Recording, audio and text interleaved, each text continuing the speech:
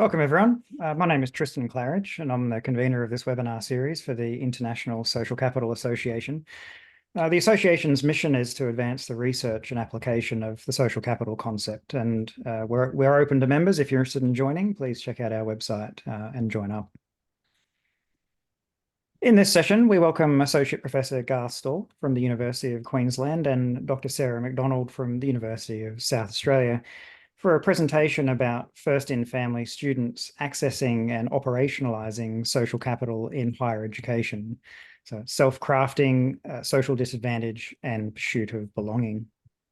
Garth Stall is an associate professor in the School of Education at the University of Queensland. He is a co-founder of the Bourdieu in Education Special Interest Group for the American Educational Research Association, and has published widely in sociology of education, drawing on a Bourdieusian approach. Previously, he has co-edited a book with the Bloomsbury entitled International Perspectives on Theorizing Aspiration, Applying Bourdieu's Tools. And we also have for this webinar Dr. Sarah McDonald, who is a lecturer in the Centre for Research in Education and Social Inclusion in Education Futures at the University of South Australia.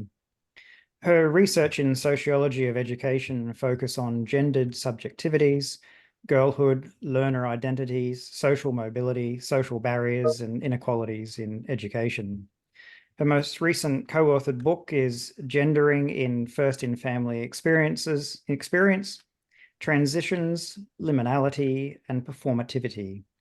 We're delighted that you've agreed to give this webinar. So welcome, Garth and Sarah, and over to you for the presentation. Okay, thank you so much, Tristan. I just want to pay my respects to the Indigenous people. So I'm currently Zooming from the lands of the Yagara and the Turrbal people here in Brisbane. Sarah, do you want to say? Yeah, and I'm Zooming from Ghana country in Adelaide. Yeah, so again, thank you, Tristan, for hosting us. So today we're going to talk about first and family students, which sometimes the term gets used interchangeably with first gen. We're going to talk about there are nuanced differences between the two terms, and we really just talk about the findings from our study around social capital. And obviously, there's a long history of social capital in higher education, and we're going to look at it specifically in reference to disadvantaged populations or underrepresented populations or non-traditional populations, however you want to phrase it or term it. And we'll sort of demarcate some aspects of that as we sort of go through it today. And we took some time around the wording for our presentation, and we are going to sort of present some theoretical stuff around social capital theory, but then we're also really going to kind of position the notion of self-crafting as a sort of provocation. And I don't think Sarah and I feel like we have the perfect handle on self-crafting. So we welcome feedback from everyone who's attending today, and feel free to shoot us an email. And we're happy to make our PowerPoint slides available if you want them at a later point in time. We're only an email away. So let's just start with the presentation itself. So we're going to cover quite a bit of ground. So first, we're going to start off with sort of the research problematics. And if you have an interest in widening participation, none of those research problematics are going to come at a shock to you. But I want to just encapsulate that because it's a diverse audience. Not everyone's coming at it from that sort of perspective. Then we're going to really looking at theoretical considerations. So we're very interested in social capital and the power of social capital within sort of professional contexts and professional networks. We're going to take a look at some of the previous research on that, and then we're going to sort of make some links between that. And then we're going to lead up to a notion around a theoretical provocation or two, particularly in relation to self-crafting. So we're pulling from two different studies today. First, the First in Family Project, which Sarah and I have worked on for the last couple of years, and also the First in Family Males Project. So these are sort of interrelated studies. Some of the data cross-pollinates between the two, but they're actually, occurred in different places and things like that. So we've sort of structured the program in and around those sort of things. So we're going to sort of I guess, go big and talk about the main findings of that study, and then we're going to narrow the scope down to the very finite and do a comparative case study between two first and family males and how they navigated social capital at university. So, and then at the end, we're going to put some ideas forward for different sort of future directions, and we're really happy to take questions and answers toward the end of the presentation today. So in terms of research problematics, Sarah? Yes. So firstly, we're obviously talking about first in family students in Australia. And for our work, for the purposes of our work, we see first in family as being people that are the first person in their family to go to university. So that includes siblings and their parents, and more so thinking about their immediate family. And so in our research, those students have often been from working class backgrounds. And first in family students are severely underrepresented in Australian higher education. And that's not really a space that is well represented, and certainly has been a space that has been the focus of policy, not so much first in family, but more so around working class students and getting more working class students into university. These students often lack cultural capital and resources that would support their transitions to university. So they don't have somebody in their home that they can talk to about what it would be like to go to university. They're not able to get advice from family members or people that they know.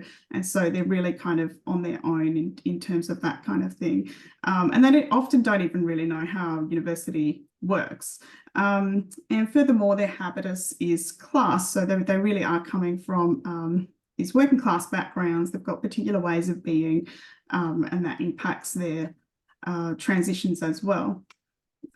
So we understand social class as a subject's location within the economic structure. So obviously, economically is an aspect in social class, but also their relationship to other resources or capitals. So cultural capital, so sources of knowledge, education, skills, social capital, so their networks of support and influence, and even just thinking about that in connection with their economic structures or economic capital. We also know that for our participants, that often the first in family students, if their parents haven't been to university, they're often doing what would be traditionally known as blue collar type jobs.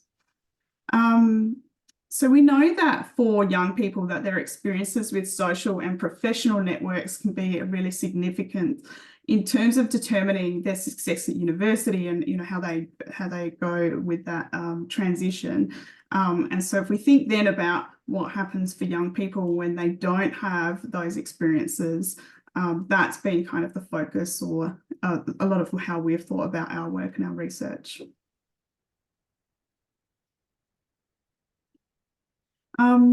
And so we do know that there's been particularly in Australia, but I think more globally as well, in the Western world at least, policy has tended to foreground the importance of raising aspirations for working class people, working class young people. And we have done a bit of work around, and there is quite a bit of work around the problematics of even talking about raising aspirations and what that means and what that looks like.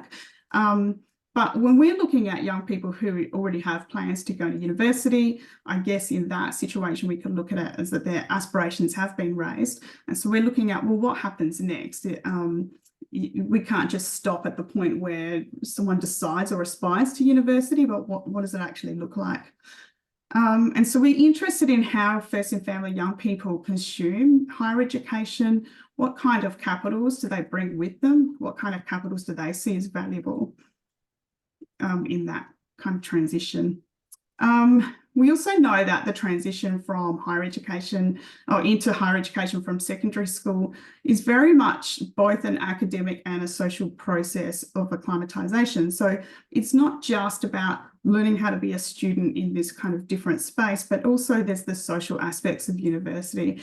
And very much we know that when you move to university, you're kind of left on your own in a lot of ways. You've got to make new friends. You've got to work out how that all works as well. And so that is often for students an even bigger thing than the academic side of going to university. And that's kind of across the board. So we're very interested in, well, what does this look like then for young people that don't have experiences of university through others? Working class students often encounter barriers to hot knowledge. So Paul and Vincent have very much talked about hot knowledge in terms of having, I guess, that capital or having that knowledge of how to specifically go about the right way of doing things in different situations. But in terms of education, knowing how to access education, having the right knowledges around how things work. But then what do we mean by hot knowledge now? What does that look like in this context? So our research, we've really worked to contribute to scholarship that looks at upward mobility and social capital in a knowledge and performative economy. And so we've really worked to highlight strategies adopted by first and family young people to ensure their social and academic success. We're very interested in what they see as successful and how they work towards that success. In particular, when we're thinking about the way that they're doing that without the capitals that we might normally see as important. And how social capital might be skillfully operationalized to their advantage as well. How do they see that as working, and what kinds of things do they do in order to see themselves as successful within those spaces? Yeah, and I think within that, just picking up what Sarah says, obviously, like you have to have a certain level of awareness in order to invest the time and energy in operationalizing social capital to one's advantage. And I think once we look at the case studies at the end, it'll start to make a little bit more sense around that. So some theoretical considerations. So as I said before, some of this is sort of well-founded stuff within studies of social capital research. And then some is sort of looking for trends within that sort of research. So I guess when you look back on the research or the scholarship that Sarah and I have produced, I guess we've looked at social capital theories a little bit selectively. So by no intention is this supposed to be sort of a definitive account of social capital research, or even the ones that have been used in higher education for that matter. So just keep that in mind as we sort of work through it. So I guess we kind of come at social capital from a variety of different directions, because really Sarah and I are really interested in learner identities and learner subjectivities. And I guess social capital, we kind of came to it from a sort of different direction than other people would have come from it. And well, I guess we're not also beholden to one theorist as well. We have written a lot about Bourdieu over the years, but there are other theorists we've also utilized as well. I think we're interested in deciphering knowledge identities and subjectivities that are sort of produced within an aspect of schooling and or higher education. We see higher education very much as just a series of cultural practices rather than, well, it is an institution, but also sort of looking at it through a sort of, well, definitely a sociological way, but also perhaps a slightly anthropological way. Sarah and I, we've written a lot about liminality, which comes from a very anthropological tradition. So we're interested, obviously, in notion of subjectivities or classed habitus and how that is changing with the expectation around upward mobility. So for first and family students, so the first and family students in our study, the expectation around social mobility was really the sort of driving force around that aspiration. So they are, they went to secondary schools where they were the select few from that school and from their community, statistically, that went on to higher education. So they knew they were taking the path less traveled, going against the grain, et cetera, within that. That breeds a certain level of exceptionalism, but then also carries with it a multiplicity of pressures. Sorry. So, and we have a lot of data from our study about the tremendous pressure that the students put upon themselves within it. So I guess our provocation here is a little bit around self-crafting and sort of exploring what we think around self-crafting. So it's mentioned on this slide, and then I'll come back to it again as we work through it. But it's about constructing yourself advantageously, using whatever capital you have, but then also to self-craft adeptly, or to self-craft skillfully, I should say, you have to have a certain comprehension of the milieu around you, right? And as Sarah just mentioned, the students have a lot of misunderstandings about higher education, a lot of misconceptions, and we have loads and loads of data around, how they struggle at university, just for the most, not necessarily academics. It's about that acclimatization, for lack of a better words. So we're interested in self-crafting and seeing it not as something that's straightforward, but something that can be strategic and deliberate. But also, I think a little bit of happenstance plays a role in the way they self-craft. But we're going to try to make connections as we go through the PowerPoint around self-crafting and social capital, why it's worth taking a look at the two of them together within it. There's not much out there on self-crafting, so we're sort of pioneering a little bit in this space. And as I said before, we welcome people's feedback. Okay.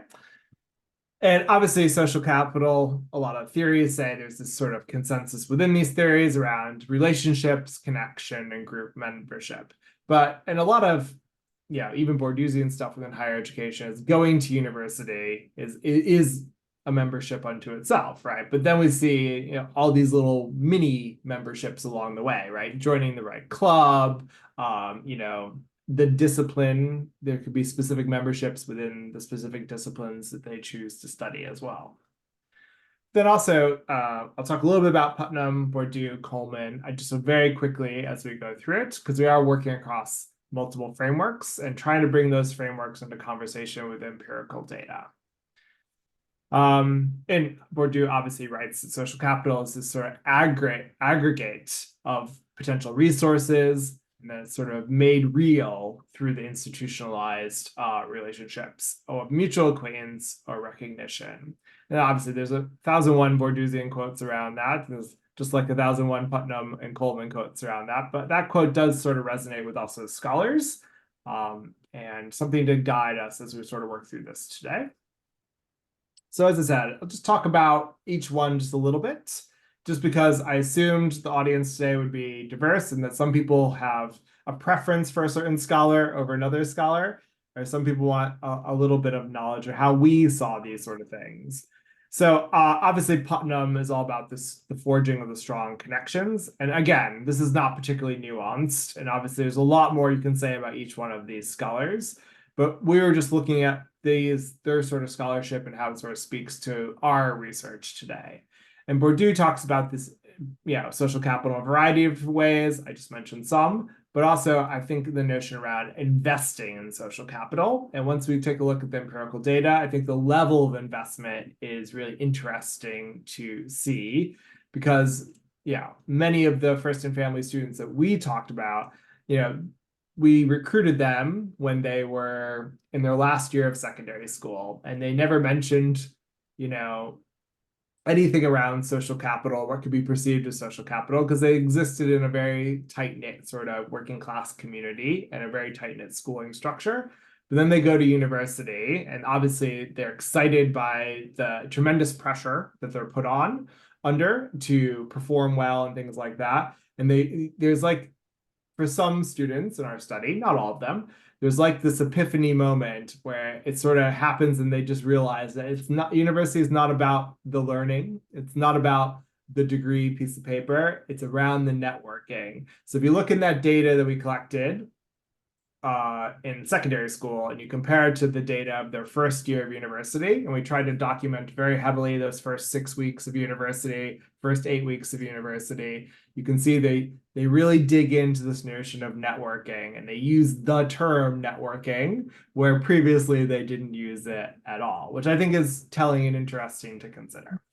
So going back to the slide, or what you're currently seeing on your screen, Portis talks about hierarchy and exclusionary practices, and we're going to see some mention of that as well, right? Because even though they are first in family and they're going to university, ultimately, they live very far away from the universities they go to, some of them. It's a substantial commute. So that does have implications for how they access and, cultivate their social capital, which obviously, can be done in a variety of different ways. And Coleman talks about the tight knitting and the dense networks and that sort of the formation of social capital. And obviously, when I think about Coleman's work, like I think about it as someone who's worked in widening participation for the last 10 years. You can see the way universities try to sort of foster, a dynamic in and around tight knitting, try to bring students together for a variety of different reasons. It's interesting how it resonates so strongly with some students and it doesn't necessarily resonate with other students.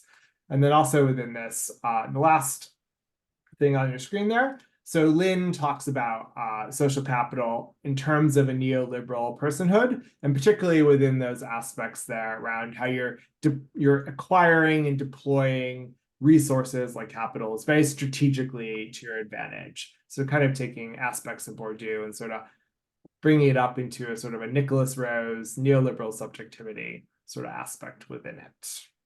But something that Sarah and I saw, looking across some of the scholarship here, and we don't intend for this to be definitive, is we saw there's this really strong affective dimension that's established and maintained through their participation, right? So we have put belonging in the title of our presentation today, and obviously belonging can go in lots of directions. There's just as many theorizations around belonging, but safety and trust is an aspect there within it. And even though we'll see examples of students in our study who are, accruing social capital for the intended purpose of positioning them well for their futures, there's also the notion of the affective element where they are looking for friends. And they're also, as first and family students, particularly the data we're drawing on today, they're the only ones there from their secondary school, and they are negotiating against really feelings of isolation and loneliness as they work through it. And they're around people who are going with a majority of people they went to secondary school have just gone on into university. So they are sort of the odd man out within it. And furthermore, they went to secondary schools for long periods of time where all the same sort of students were in that secondary school. And some of them are really testing the water around making friends for the first time in a very long time. And Sarah and I have talked about that and written about that quite a bit. So we are thinking about the accrual of social capital in terms of underrepresented students, first and family particularly. But within this, there's a really good paper from Mishra, who I put the citation down below if anyone wants to take a look at it. In terms of the systematic review, this paper talks about a couple different things, like the importance of social support. They talk about information-related support as a capital, which obviously other studies like Sarah's just mentioned talk about it in terms of hot knowledge and how they have access to hot knowledge. Because at university, there's knowledges that matter more than other knowledges, and those knowledges might matter at certain points in time more than other knowledges within it, right? It's interesting to see some of the students in our study were very interested in aspects of higher education, but very reluctant to be that student that knocks on the door and is very proactive in certain ways, right? So social capital falls into the sort of muddy gray water around it. Is like, well, it's something you have to proactively invest in, but then at the same time, it is fostered by the university to a certain extent. But it's not like anyone's going to teach you social capital, right? You're figuring it out. So there's a lot of trial and error and making mistakes within it. And I think, we have a lot of data, which we'll talk about in 1 second, around the notion of acclimatization, right? So the sort of Bourdieusian notion here is that the middle class students all know the game that's being played in higher education, where the working class students are struggling to figure out the game. Obviously, that's sort of a generalization. And some students in our study as first and family students, some of them are better at figuring out the game, or quicker or more skillful at figuring out the game quick within it. But if you think about education or higher education as a variety of cultural practices, that's interesting when you're thinking about norms, values, and rules. So memberships, we'll talk about that 1 second, but also notion that they are part of an institutional network. And like, it sounds like, a preposterous thing to say a little bit that, oh yeah, well, they're commuting 45 minutes to this university campus, and it is a foreign environment to them, and it is also a foreign environment to their families. So like, it does this stuff has been done, research has highlighted this numerous times for, say, the last 30 or 40 years. We saw it very much present in our data. And what do we do with that information as people who work in higher education is an interesting question to consider as we work through this. Also, we didn't see as much data around relationships with faculties in our study as well. Students that we talked with certainly didn't portray to us that they were forming relationships with faculty or had close relationships or with the faculty. They felt very much like the faculty was a removed thing from their general life, and that they were, perhaps hesitant to tap the faculty on the shoulder.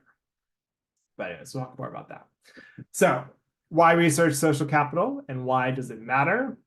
Obviously we talked about with the first and family students, there's been so many formal interventions, the strategic networking events, peer-to-peer mentoring, faculty to student mentoring, all these programs have been trialed internationally and here in Australia. So the notion of creating a sense of belonging is something that Australian higher education does take very seriously, especially this time of year when university is just starting, just had orientation week. All these things are really kicking off, and there's like a fanfare, carnivalesque vibe to the university campuses in and around Australia. Now, the thing is that, when you fast forward 6 weeks from now, that vibe fades in a lot of different ways. So therefore, we sort of saw in our research aspects around building that social capital, but social capital could be sort of liminal for a little bit of time, and then it can sort of fade as time goes on, or not. You have to keep up and maintain those sort of connections.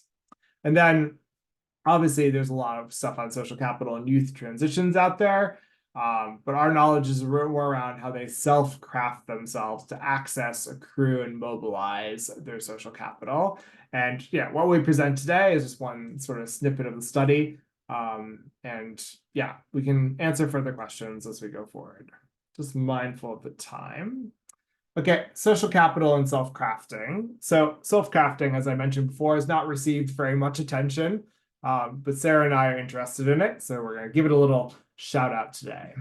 So there's some research out there, and I think it's very difficult to talk about self-crafting and not talk about neoliberalism a little bit. And note how, these young people today are growing up in an era of neoliberal reform or extensive embedded neoliberal reform, which has, one could argue, produced, the quote says, a generation who are crafting their identities and making sense of their educational and employment experiences and choices within a context of neoliberal imperatives. So this might mean very different things for students from very different backgrounds, but for our first and family students who are from working class or working poor backgrounds, they're very interested in getting a job out of this, unsurprisingly. They weren't going to university for the love of learning. They're really very interested in the notion of employment and positioning them advantageously for employment. So within that does fuel a lot of their, I guess, still forming theories and beliefs about the importance of social capital. And obviously, like a Foucauldian notion there that we are talking about, neoliberal subjectivities, technologies of the self, and also within that, we're seeing, a liberal model of selfhood. It's very different for these first and family students going to university today. It's very different than it would have been for generations ago, their parents or grandparents' generation. And there's this sort of feeling compelled to not only study biology or study mathematics, but to do everything else on top of it to position oneself advantageously is interesting to consider. And what you choose to share about yourself is a part of self-crafting as well. And I don't think any of these students were shouting from the rafters that they came from, parts of the city that were pathologized for being very low income, very poverty stricken. So again, a capacity to imagine oneself differently, I think, is part of aspirations. But then Sarah and I have spoken about this before in terms of how aspirations need to be buttressed, right? So social capital is part of that buttress. Good experiences that you have and good connections, and you have something in common with other people. is really, it helps them along. But as we'll see, a lot of the first and family students have nothing really in common with some of the students they end up interacting with on their programs, especially for the working class students that end up in elite institutions here in Australia. That sort of gap in knowledge and skills between the social class divide obviously does impact their ability to self-craft. Okay, and then just to extend this point on a little bit more, is the university obviously is that site of capital accumulations and cultural practices, and that we like to think of social capital as influencing self-crafting, their exposure to new people, new lifestyles, things like that. One student in the study said, he's like, well, I've never really hung out with people that like grew up in the city. Like he's always been out in the suburbs, very far away from it. It's like I never really hung out with people my age, and I did any of that. So again, the social capital and the self-crafting sort of influencing each other. And then obviously the careful management of the self. I just gave the previous example around that.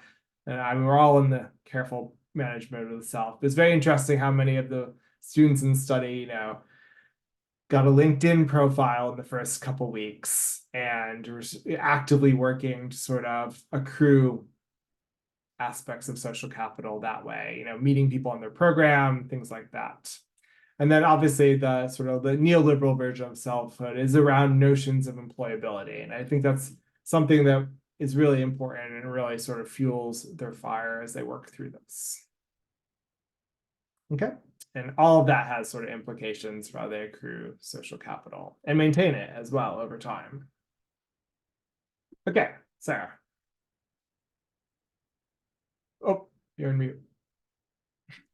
Sorry, I had a cat problem in the room. So yeah, I'm going to talk a little bit about the study. So basically, we documented how first and family students were transitioning into universities over a period of 3 years.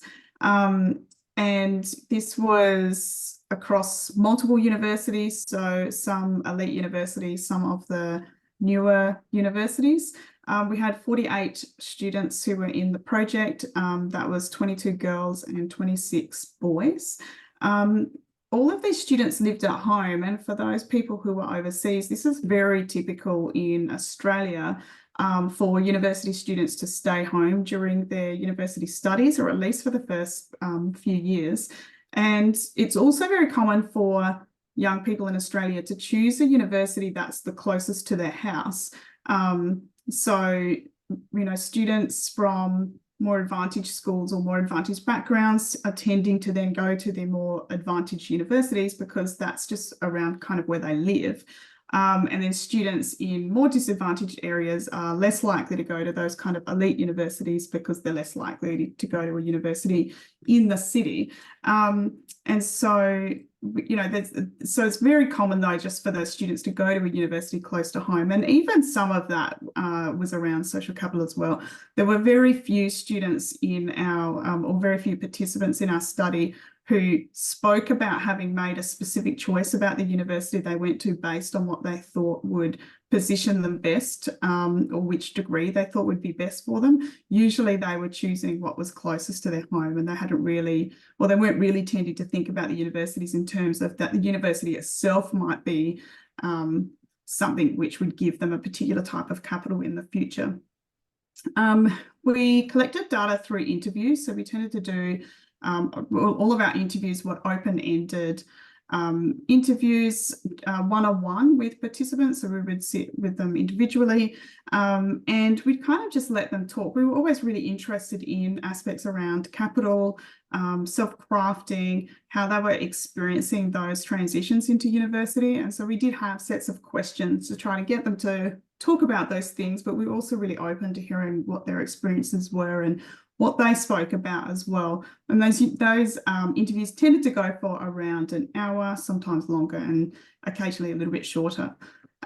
We coded the data thematically using NVivo, and our real focus there was to make comparisons in terms of gender and social class. So there's been work in terms of first and family, and in particular working class students at university around social class, but there is very little out there around gender. And so that was an area we were really interested in, is this different depending on if they're male or female, or, you know, how they experience university differently, what kinds of things are they doing differently in those kinds of spaces. I think also within that, just building off what Sarah says, because of, you know, living at home and then also a substantial community universities, they are sort of very still embedded in their working class community cultures and working class familial cultures. So therefore, the accrual of social capital, they have to go very much outside their normative patterns. They have to be very proactive to sort of build that within the classroom or the institutional environment. Yeah, and just on that, I mean, often for some of them, especially the ones who did go to elite universities, they were going to universities quite far from their home. And so it was just like a completely different experience for them in terms of what that space was like and getting there. And then, you know, if even the aspects around networking or being in clubs or that kind of thing after, like at nighttime and that kind of thing, you've still got to get home. So all of that can be all plays a part.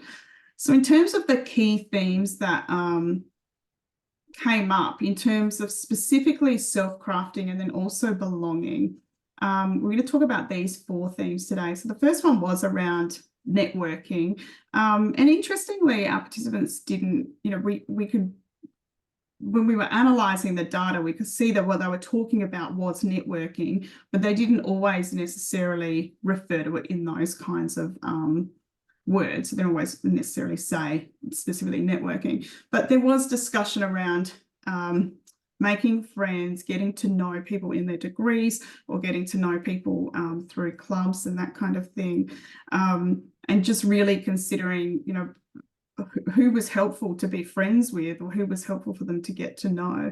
And they experienced that really differently. There were some participants who didn't do this kind of thing really much at all because they were quite shy, or often they're working a lot outside of university. So the time they're actually spending at university is quite a small amount. The second one is around liminality, transition, and changing subjectivity. So what we really saw was that there was this liminal time between finishing school and being a university student, where they're kind of in a process of becoming the person they're going to be at university, and trying to understand what university was like. And this was a really difficult process for a lot of our participants, again, because they're struggling and trying to understand how university works, but they're also meeting all these different people at university who are really often really different to people that they've ever met in their lives. And this impacts on them as well. If we're thinking about it in terms of habitus, we know that they're joining this new space or this new field, and then they're taking on these different ideas and different experiences there. And so they're changing as well. You know, one really interesting thing that's come out of our study is just to see how many of our students saw other ways of expressing their gendered identities at university that they hadn't experienced before in their high schools, because the university is a bigger space, there are more people there, and so they're seeing kind of different ways that they could express their gender. But this was really a kind of 2 steps forward, 1 step back kind of process as well. One thing we saw was how after students would get to the end of the first semester of their first year at university and they were starting to feel a little bit more confident, and then they would start their second semester and suddenly all their classes are new. They have new tutors and lecturers, and the people that they made friends with in the previous semester in their classes are in different classes now. And some of them spoke about, I feel like I'm starting all over again, and they could kind of find that difficult as well. And that was a real, for some students, a bit of a turning point of feeling quite down about it. Then we had the Americana effect, and this was something, for me at least, that was really unexpected, and maybe for Garth as well, where students' ideas about what university would be like was really based on American stereotypes. And, you know, in hindsight, it makes a lot of sense. If they don't have family at home or people that they know who have been to university and they don't really know what it's like, then they're getting a lot of their ideas about what university might be like from TV. And there were students in our study who really did think that university was going to be like American universities, which isn't the case in Australia. It's quite different. And so we had students expecting that there might be fraternities or sororities at the universities, which they're obviously, that's not something that exists in Australia. So they had a lot of their expectations kind of were around what they had seen on TV, and then, you know, not Australian TV, but more so TV in the US.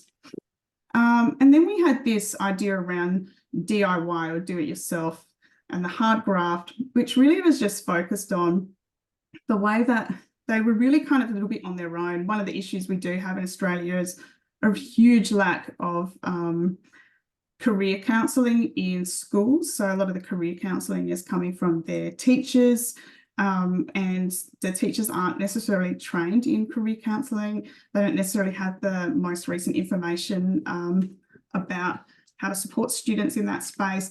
And so students are doing a lot of this work themselves.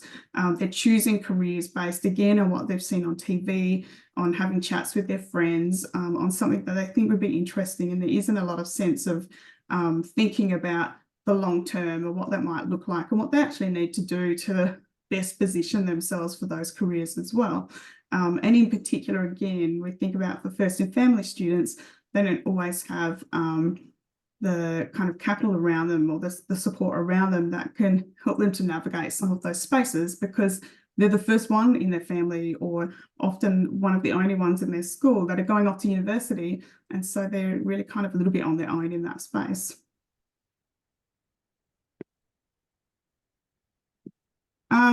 So the first in the previous study I was talking about was the study where we were doing more comparisons. This First in Family Males project. Garth, did you want to talk about this one? Yeah. So as a segment of the data, and then sort of an alternative co project that we sort of did was looking at particularly first in family males. So first in family males are the least likely, group of students or cohort of students or demographic to go to university. So it makes them a little bit unique. Typically working class men in Australia will not go into higher education for a variety of reasons. They might go into vocational education or some other track within it, but higher education has always sort of historically not been their thing, and in the current data is not their thing either as well. So this is important to consider because as we sort of go through it, the two case studies around two first in family males. So we were sort of worked up for today and just sort of talk about what we mean by social capital and self-crafting. I think once we see some of the empirical data, I think it'll all start to come together. So we're going to focus on two students, Lucas and Adam, both outliers within the study in terms of their high achieving and high aspirations. Okay, they didn't want to just go to university. They wanted to go into prestigious professions. So they saw university merely as a stepping stone to the prestigious professions they wanted to go into. So I would say they invested heavily in their education. I mean, one teacher that we spoke with when we were doing the recruitment cycle referred to Adam as like a robot in terms of his not aggression, but in terms of his high level of what he brought to his academic studies. So, not only were they very learned, but they were, also very keen to do well. And I guess it's interesting to think about it when we're studying aspirations longitudinally and you meet these students when they're in secondary school, and then you meet them again in first year of university, then second year of university, you see what's important to you now? Is it really around the academics, or is it not so much around the academics anymore? Because, when they first get to university, they're all about wanting to do well in terms of academics, but then they just realize that there's a whole other game being played. And Lucas and Adam are two prime examples in that. They both end up in elite institutions, and they both end up in elite courses at those elite institutions. So disciplines where they're very likely to attain some sort of prestigious job at the end of it, or something at least high in terms of symbolic capital, if not in terms of financial capital. So just to remind us as we're starting to go through this, we're looking at obviously social disadvantage, self-crafting, belonging, and neoliberal selfhood within it. And you see if you were to chart Lucas on the neoliberal selfhood scale, he couldn't be more sort of neoliberal in his approach, as you're going to see in just one second. But then also within this aspect there, I really want to look at the nuances around self-crafting. Now, obviously, there are other students we could have presented today, but we thought these two sort of, were good examples. So we asked the question, how did they approach self-crafting an elite institution, right? And this is to say, I mean, hypothetically, if we were to look at the data, our first and family students that end up in a more working class university environment with a substantial amount of students from non-traditional backgrounds obviously have very different experiences at university and perhaps very different implications around the accrual of social capital and or self-crafting. But we're not making those arguments today. We'll just focus on what we have here. In terms of how they perceived social capital at university, we'll take a closer look. And really, how do they value in higher education? Because there is literally, if you look back on like the early data with one of them, they're like, oh, it's all about going to university. And then as things proceed on, they're like, well, it's not really about the degree. Degree is just a piece of paper. Like, and then Jay, and now he's like, I will get the degree, but what else am I going to get out of this experience? And that does lead us around really what he's talking about there is the professional networks and the social capital, which we know is important, but there's not a situation where all the first and family males or all the first and family students from the study that Sarah just went through, they didn't always see social capital as being important.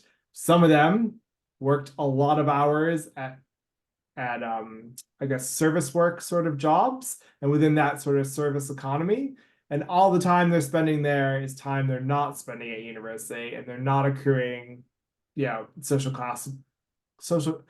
capital of their middle class sort of counterparts there. They're sort of just embedding themselves further in that working class community.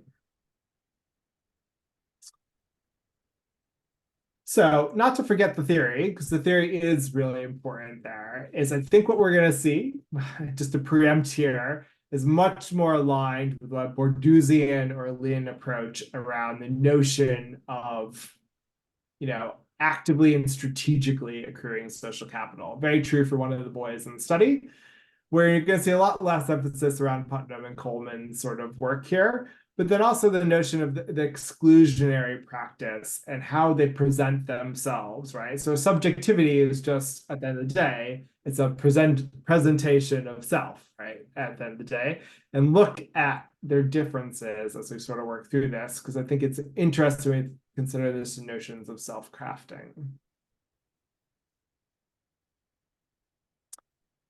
So in terms of boys, I won't go through everything. I'll just show something. I'll point out something in each one of the quotes that we can talk about there. So Lucas, so he ends up in an elite institution, an elite program. They both do. But then within this aspect that Lucas sort of gets into here is that he sees social capital as a way to accrue not only employment, but further forms of capital. He sees the exchange value, okay? So he says here, because you never know where someone might end up. So it's like worth being a friendly person because you're sort of hedging your bets that the person that you're being friendly with might open a door for you further down the road. That's basically what he's saying in the quotation there, okay? And obviously he knows he's an elite institution and he knows he's with an elite program, and therefore he knows the other people around him are going to go into positions of power, and that interests him greatly, okay? So that's the general gist around Lucas's sort of approach to the way he crafts himself and the way he sees social capital, and that sort of vice versa within it there.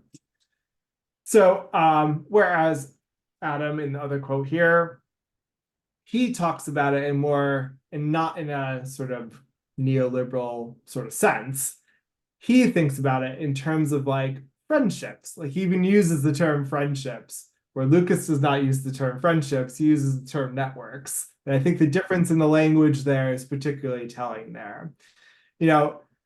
For Adam, and this interview, I remember it specifically, happened within the first couple of weeks of university. And Adam very much sees it like, well, you want to feel a sense of belonging. And that's the vibe you get from his quote. You want to feel a connection to other people and that you're not just going to university and studying, things like that. Okay, so again, these quotes happen quite early on in their university education. Let's take a look at it in a little bit more detail. I have some more data to share with you. So Lucas, and talk about self-crafting. This is kind of what we're saying around it. He says, are you going to tell people that you had a sausage roll for lunch? Are you going to tell them that you met with X, Y, and Z, and you had a discussion or something within the media, how you want to present yourself and use of that transition of information is a way to create a perception around yourself. Okay? I mean, that for me, that is extremely strategic in the way that he is understanding social capital.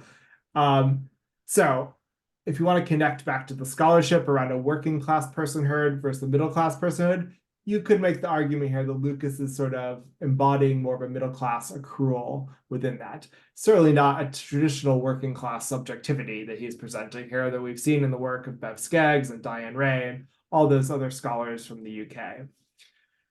Where Adam encounters an interesting negotiation around exclusivity and around joining clubs. So obviously at his institution, there are a lot of clubs, but for him, it comes down to time. He's commuting over an hour and 20 minutes to that university, okay?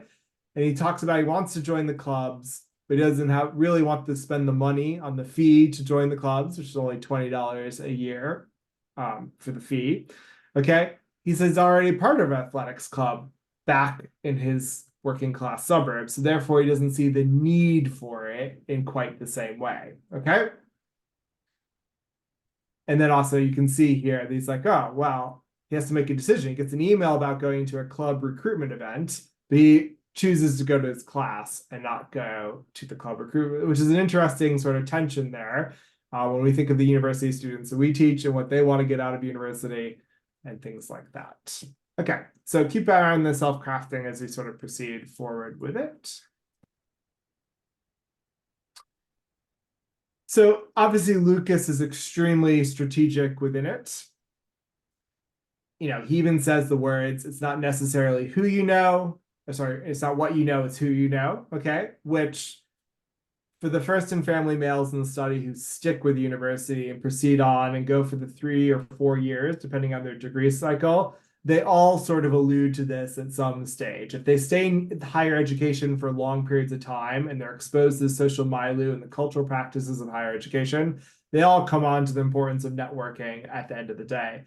Furthermore, they're all able to measure themselves against a perception of networking, right? Some of them are saying like, I'm really good at it, or I'm really not so good at it, and I need to put more effort into it, okay? So this is like an additional pressure that if we had a middle class or upper class data set, we might have seen it, different sort of data being sort of spelled out in regards to it, okay?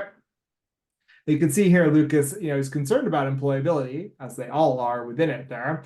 So like, I think it's like only 15 to 20% of the jobs are actually listed. So it's all about the who you know aspect within that. It's driven to what are you wanting to do, all that sort of thing, and playing the field as such, okay? He's interested in building a reputation for himself and crafting a reputation for himself.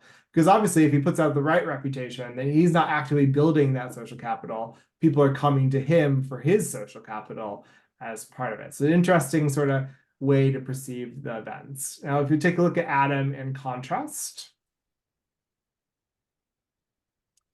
he's much more casual about it. He's much more, I don't know, I guess even at this point in the process that even though he's proceeded at university, you could argue that his subjectivity and his working class dispositions within the habitus have not shifted as dramatically over time. So he's always clear if Adam was aware of how to both operationalize and gain social capital within it, or if he was aware of it, he might have been not invested in the same way within him. It's difficult for us to say. All we have are the words of the boys every 6 weeks, or we sort of every 6 months we sort of read up with them, documenting them and their journeys, and they stayed with the university or dropped out within it. So Adam here in the quote says, you learn more about different people's environments. Yeah, I find it cooler. some people live in the city. Like he's fascinated by the fact that for him, he hardly ever went into the city, which is where the university campus is located. So it's like he's in a new environment at the university, but also in a different part of the city he's never been to before. He talks about differences in the lifestyles. He can see it's almost like because he's worked up in he's been in a traditional working class community his entire life. Has been sort of unexposed to different sort of environments and different sort of lifestyles and different class mileage. Yes, you do know you're from working class background, but do you really know it until you encounter middle class and elite people, which is what he's doing essentially in his program. But yeah, and he says similar things within the next one there. Okay. So when we start comparing them and turning to according to self-crafting, so for Lucas, he conceptualizes social capital as this sort of mutually exclusive agreement of costs and benefits, right? So he's just sort of accruing through that transition and transfer of information. He knows what hot knowledge is, okay? And hot knowledge comes in many shapes and sizes. It's not just knowing where your class is located or knowing how to get cheap textbooks. For Lucas, it's also about who knows who and where the right professional networks are, right? He wants to position himself advantageously and he doesn't want to waste time in and around it. Where Adam's engagement is much about forming those authentic relationships and connections. So this is an interesting point. If we're thinking about employability being the ultimate goal, if Lucas comes across as disingenuous, then maybe the social capital he accrues doesn't actually have that value. Where Adam's sort of slow roll into authentic connections, people are more likely to do you a favor or to give you a shout out or think you're a nice person or whatever, if they think that you're actually authentically interested in what they have to say and really regard them as an actual friend. Lucas will probably accrue a wider circle of people over time. I'm sure if we were to document it, that would have been the case. Where Adam's social circle is going to be significantly smaller, but that doesn't mean it's not as valuable within that, which is interesting to consider when we look back on some of these theories, right? So if you think about it, as I said, Lucas is sort of embodies that Bourdieu and Lynn's approach there around the sort of strategic work. But for Adam, it's much about the close knitting, the dense networks, the Coleman stuff within that. So this is something we haven't teased out in our scholarship. It's something that sort of occurred to us when we were putting together today's presentation. I'm just mindful of the time, so I'll just move along. Can I just quickly add to that previous one though? Is the other thing to add though here that's really interesting is Lucas and Adam's previous experience. So Lucas had been in his high school years highly involved with a program in Australia called Youth Parliament, where you go along and basically it's like a group of young people who are running like a mini government. And a lot of the students who do that are from middle class or elite schools.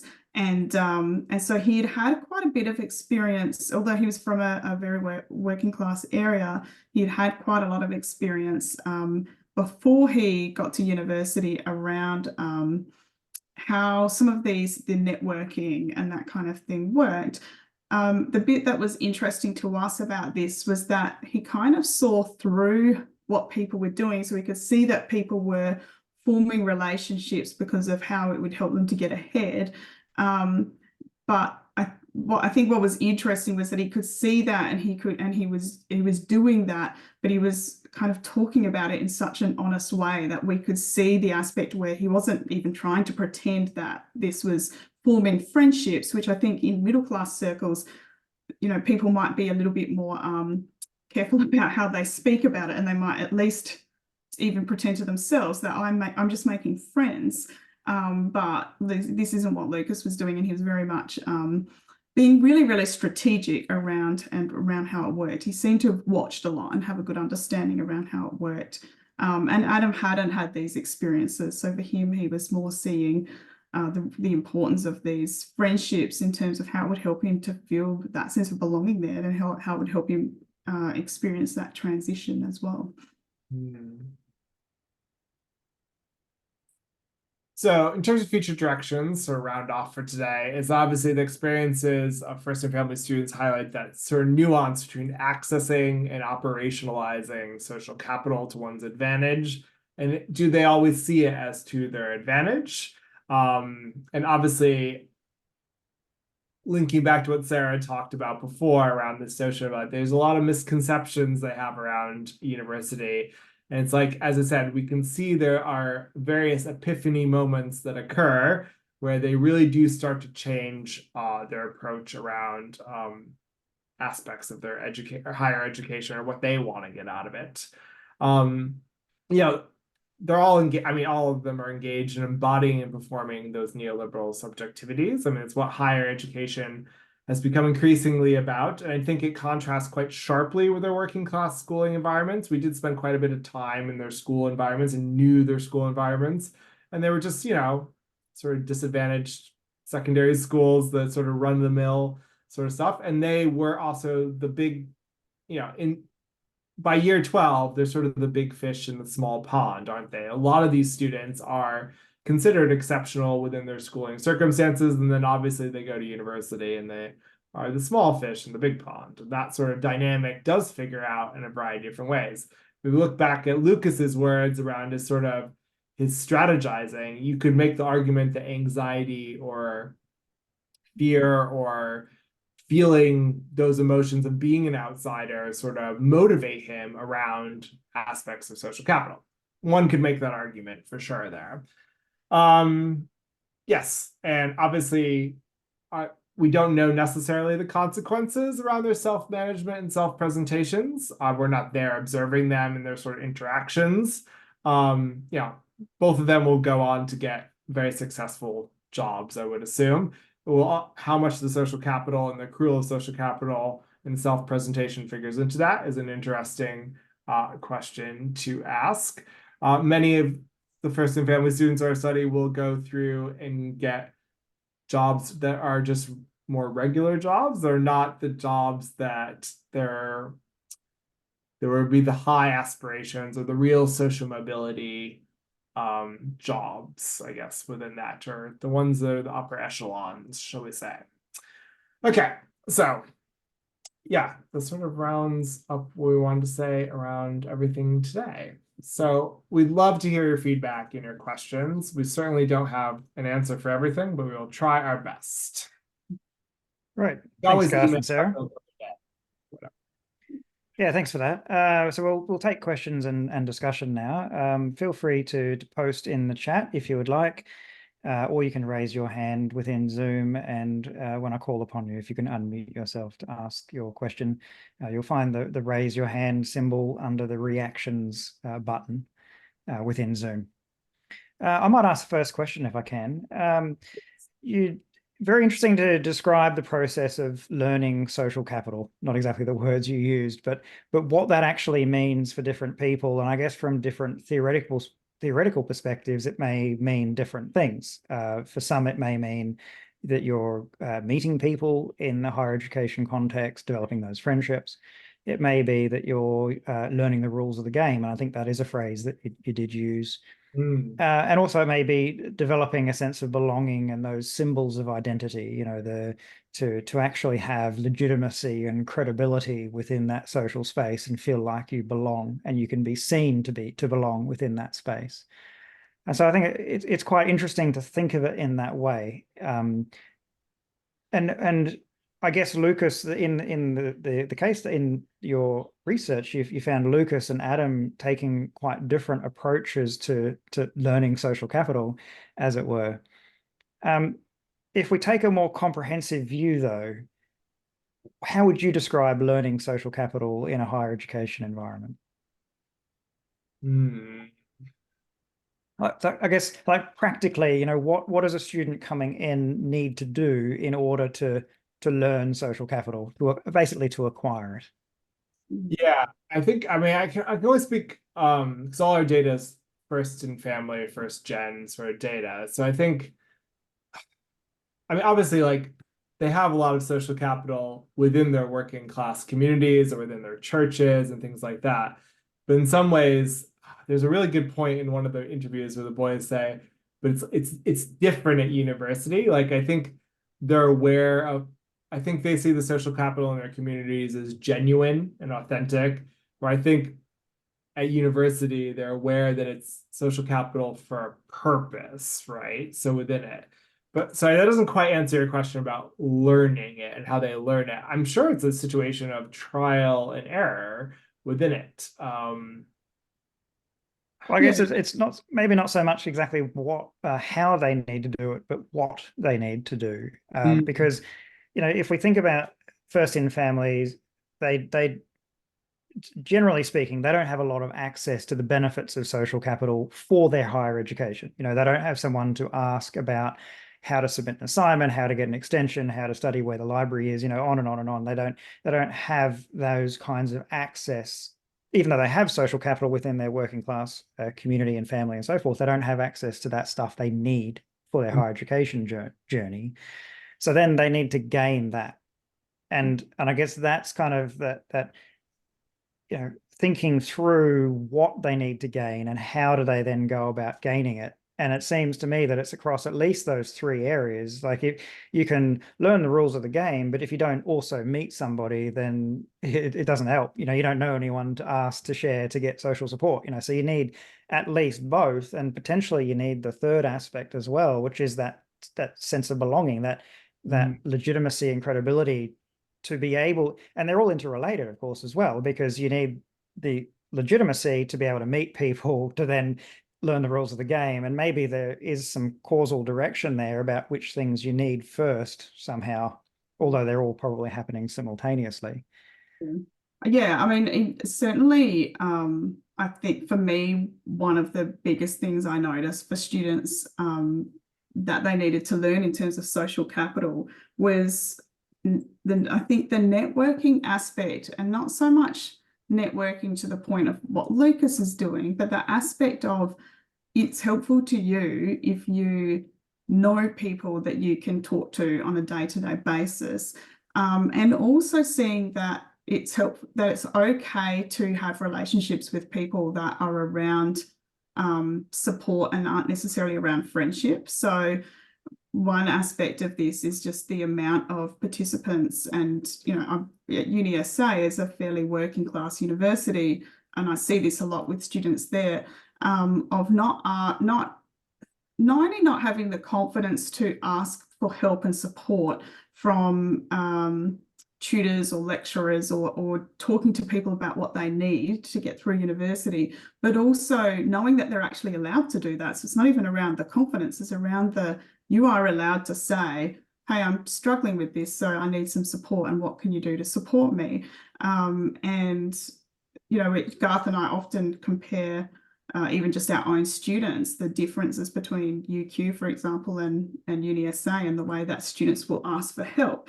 And so, yeah, I think that was one aspect of it. And then another aspect we saw was this coming to this, Lucas got there really quickly, but coming to this slow realization of how networking was going to play a role in their futures when they get into their careers, and that very much starts at university. And that for some of our participants, there was this real pushback against that. And I think it goes back to what Garth was saying around it feeling inauthentic, and it feeling, really inauthentic and not real, and like they were they didn't like the idea that they were maybe using people being used. And so that was a little feeling of like them pushing back at times, and it's taken quite a while to realize that, well, if I want to do well in the future of my career, I actually kind of need to do this. And then learning what that looks like as well, and how to actually do it is another whole aspect. So I think, again, being in this kind of liminal space, they're actually going through trying to figure out how things work. And so they're needing to kind of gain that social capital around that. And then even when they know how it works, actually being able to operationalize that as well is another whole aspect. A lot of them could see how it worked, but they either didn't want to be part of it, or they didn't really know how to. So I think that plays a real big role in that as well. yeah, I would agree with that. I don't think we're making the argument that a neoliberal selfhood is all encompassing. I think it's something that people dip into and dip out of, Lucas included. And I'll just do the stop share so I can see other people. Yeah, I mean, certainly while you were speaking, I was thinking, okay, Lucas, that's great you're taking this approach, but ultimately this may be incredibly unsuccessful if everyone perceives your efforts to be strategic and instrumental and self motivated by self-interest. You may end up with no benefit whatsoever. Um, and so I don't necessarily see it as one or the other. It's clearly a balance of both. Like perhaps young people today, and maybe all of us to some extent, suffer from not really understanding what social relationships could be all about and how we can be authentic and also benefit in ourselves as well at the same time. That it doesn't need to be one or the other, but it has to come from a place of giving and sharing and caring first, has to be the basis for it, and understanding that in doing so, I may well benefit down the track. And perhaps that's something that, and this is what I was going to ask you, whether there was any kind of sense amongst the young people, whether or not they had it, they understood that, or they just purely thought it was either friendship and I don't really understand that could benefit me, or it's instrumental and strategic and I don't really understand that it probably needs to be authentic. I think, one thing I would say in terms of the idea of that, it has to be coming from a place of authenticity is a thing in terms of middle class. I think it needs to appear to be coming from a place of authenticity, but I wouldn't say that means that is where it always comes. And this was the problem, I think, for some of our participants, was that they saw very quickly that some of the networking wasn't authentic, but that it had an appearance of authenticity, and they really struggled to be part of that. Lucas was interesting because he recognized, he struggled to, I think, to recognize how important at least appearing to be authentic is. And I'm not saying that means that these kinds of friendships and relationships and networking aren't always are always inauthentic.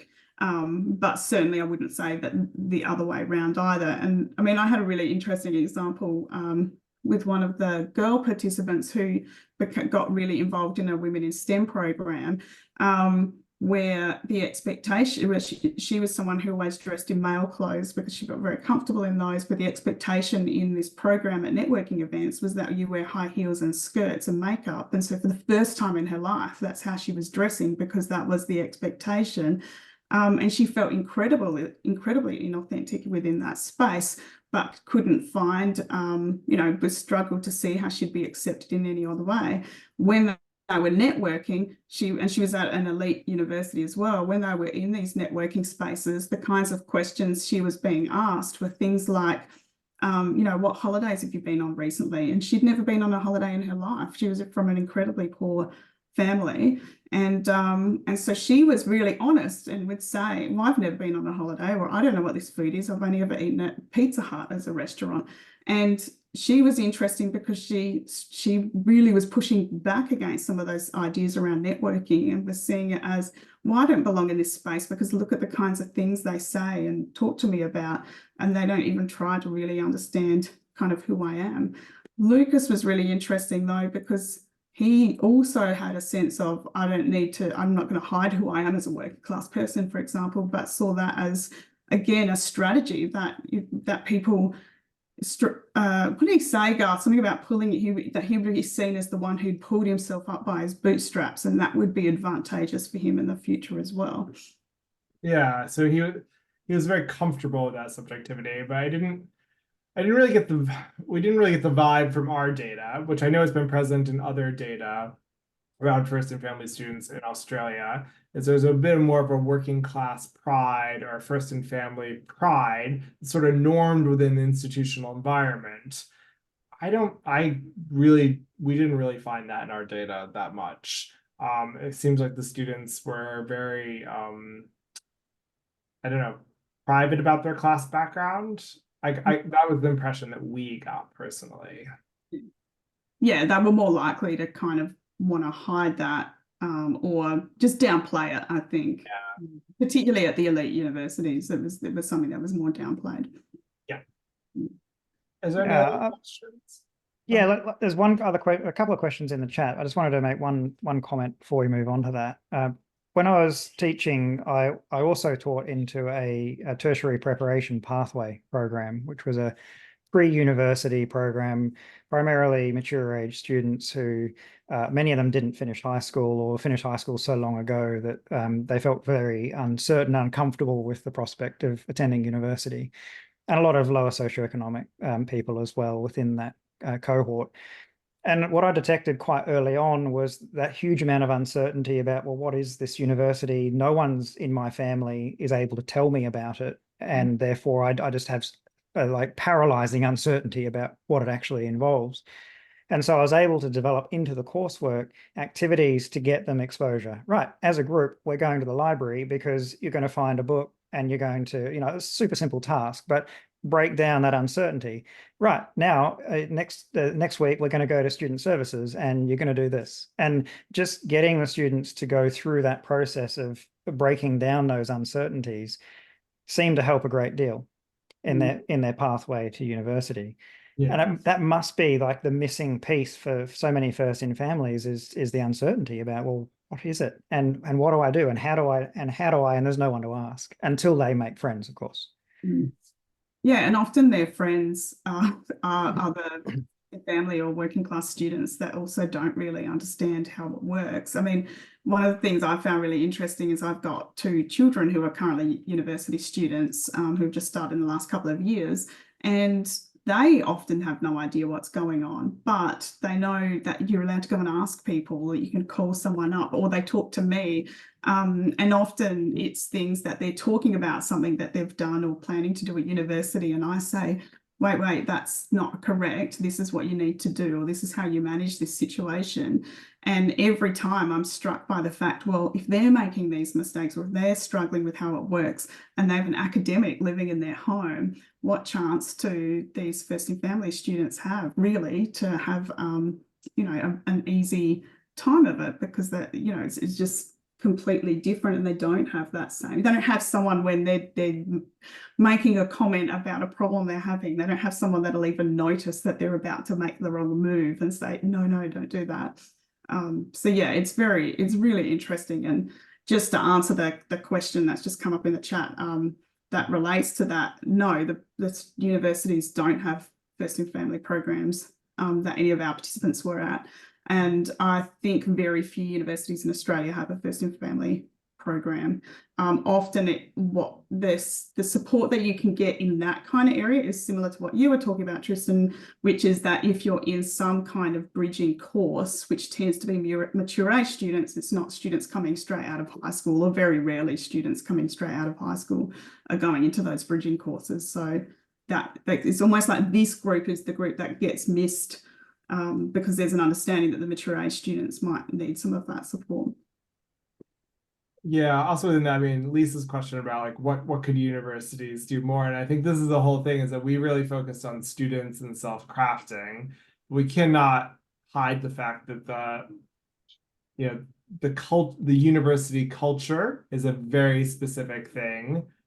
Even if, and obviously we spent a lot of time in elite institutions, a lot of time in non-elite institutions or whatever, but like the general, there is a notion, and Jill Blackmore has a fantastic article out there about this bums in seats approach, right? And this is part of what widening participation is. Like, just get them in the door, because if you get them through the first 6 weeks, then you can get the money off them or whatever. Like there's not always there's huge significant issues with I guess ethical tensions around what universities can even do to better enhance the university experience for any student, first and family students or disadvantaged students or non-traditional students within that. But that's like a whole other sort of conversation, if that makes sense.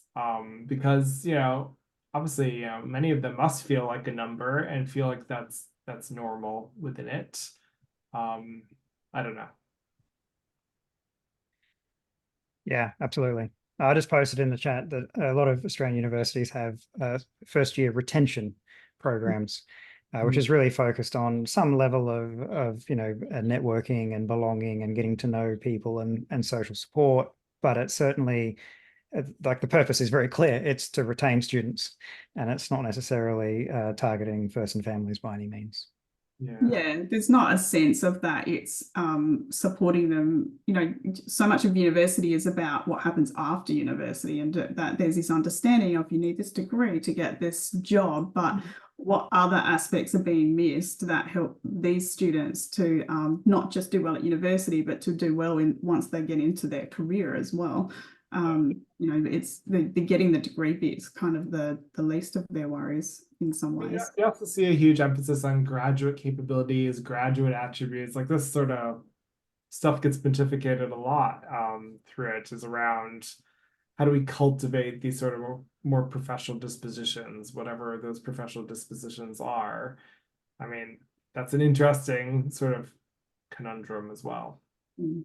And it's a bit off topic, but No, but I think what can universities do? Well, I think they could actually teach what social capital really is, not in a strategic, instrumental kind of way, but in a more authentic, real kind of way. You know, this is, and on that level, actually help students to develop their communication skills, emotional intelligence, you know, their ability to actually form meaningful relationships with other people, as well as the means to do it, and as well as understanding why it's important for their future careers, all at the same time in a balanced kind of way.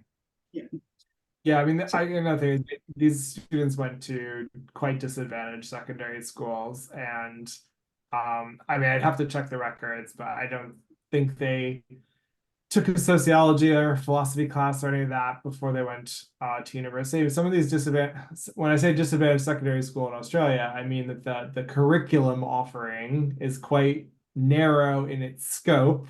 So therefore, yeah, it's an interesting thing to consider, where if you're looking at students from a more privileged background, they might have been exposed to a broader and richer curriculum, hypothetically. Yeah, and I guess they're also less likely to be first in family as well, which makes a massive difference to actually having that understanding about how that might work in a university context. It makes a huge difference. I mean, my just to make it a little bit personal, my parents were both first in family students while I was in school, and my mum was still a first in family student at university when I started, and we were in the same faculty. And their having been just ahead of me was made such a difference, because they were able to, you know, give advice, and they had just gone through it, and they were there, you know, or there at the same time, and it makes such a huge difference. Some of our participants were incredibly lonely at university and incredibly isolated in lots of ways, especially the ones who worked a lot. And I was going to say, actually, that reminds me, just again, just going back to your question before around social capital, even just knowing how important it is to actually just be at university when you're not in class. If students could understand the importance of university outside of class and what happens in universities outside of class time, I think that would make a huge difference to a lot of students in terms of friendship, belonging, and then building those social capitals that will support them through university and in the future as well. I put the PowerPoint in the chat just in case anyone wants anything. And if it's missing a citation here and there, just email me and I can send it to you. Yeah, thanks, Garth. And also to add another dimension to the personal experience, I certainly wasn't first in family, and my children aren't first in family, obviously, either. But having university age children and just knowing how much time I spend answering their questions and talking with them about university, and then thinking, well, first in families don't have access to this because they don't have somebody they can ask who knows the answers to these questions and who can guide them on this sort of stuff. So you know, I'm in the midst of it right now in terms of experiencing just how important it must be for young people to have access to that. And they don't even know what questions to ask a lot of the times as well. Like, it was very interesting for us during interviews, the amount of times that students would tell us stuff or tell us plans that were just not going to, that were either wrong or weren't going to work out, that, and yeah, and then just not even not knowing those specific questions to ask, not realizing that there's a problem happening until it's already happened. And yeah, having people that can tell you the right things to ask or how to manage something, it makes such a big difference. Yeah, for sure. We have missed a question in the chat. In the context of corporates assisting people and entrepreneurs in accessing financial capital and the importance of developing skills to leverage social capital for academic and career advancements in as well as growing business, is there any research of corporates broadening the scope and investing in accessing social capital? An interesting question. I don't know the answer to that. And it's interesting how corporations are sort of investing in social capital. Sarah, can you think of anything in regards to I mean, the only space I guess I would see that in is the kind of like women in STEM type programs. Because I know that they often have been, and I mean, the amount of money that are in, certainly the participant I had that was very involved in that program, the amount of money that was in that program, the kinds of events that she was attending, there's no way the university is paying for that. So there must be some kind of corporate aspect of it. That obviously is a specifically focused network event. I do think it's a plan around leveraging social capital. I don't think that there's an aspect of it, or it didn't appear that there was an aspect of it that was about teaching or increasing or giving social capital to people beyond, I guess, the aspect of networking and getting to know people and the importance of that. But it did appear that the people that were within those spaces were learning to network to an extent, but there was a sense of that they kind of knew how to do that a little bit already.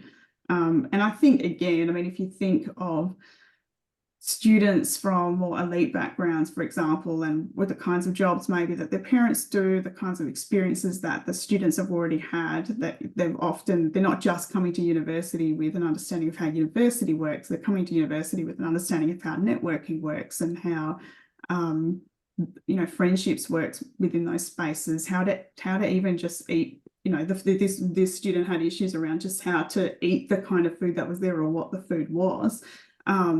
And yeah, so just even that kind of thing, how to dress, all of those kinds of things can be really confusing for. Also, maybe this doesn't directly relate to the question at hand, but we have sort of tallied the research, like where do these first in family students end up? And overwhelmingly, they end up in the caring professions, right? So teaching, nursing, stuff like that. So, which from a social mobility perspective is interesting, right? Because it's like a sort of granular jump in terms of this, but it's also the careers that the students are very familiar with, something they've been exposed to over the course of their lifetime. So that's why Adam and Lucas were interesting case studies, right? Because they're really trying to be these sort of social mobility accelerator things that go into the prestigious professions within it. So, and there's the argument there that perhaps their journeys sort of accentuate or bring to the fore aspects of self-crafting in a different way than students who are not as socially mobile within that. But that's like, we don't have the data to support that, so we can't make those assertions. But anyways. So, and in terms of the corporate side, there's a program in the United States called Social Capital Builders, led by Ed DeJesus, who is working with businesses and with youth, unemployed, disadvantaged youth, and helping to make that connection between the two. So there's certainly programs on the corporate side where they're encouraged and they're making an attempt to engage with the youth side. So there's bound to be some research that they're aware of that backs up some of their programs if you wanted to get in touch with them.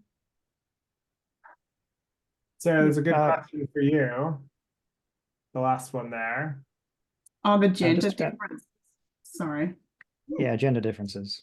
Last question. Yeah, I mean, in terms of the gender differences, I would say that most of the discussion around the importance of networking, around the strategizing happened with the males in the project, and we didn't see as much of that in the with the girls. There was certainly a sense of wanting to belong at university, and there was work happening in terms of belonging and friendships, but that was a lot more around it did feel that there was more of a focus on authentic friendships, and I think that was a lot around that sense of girls needing to be nice and friendly.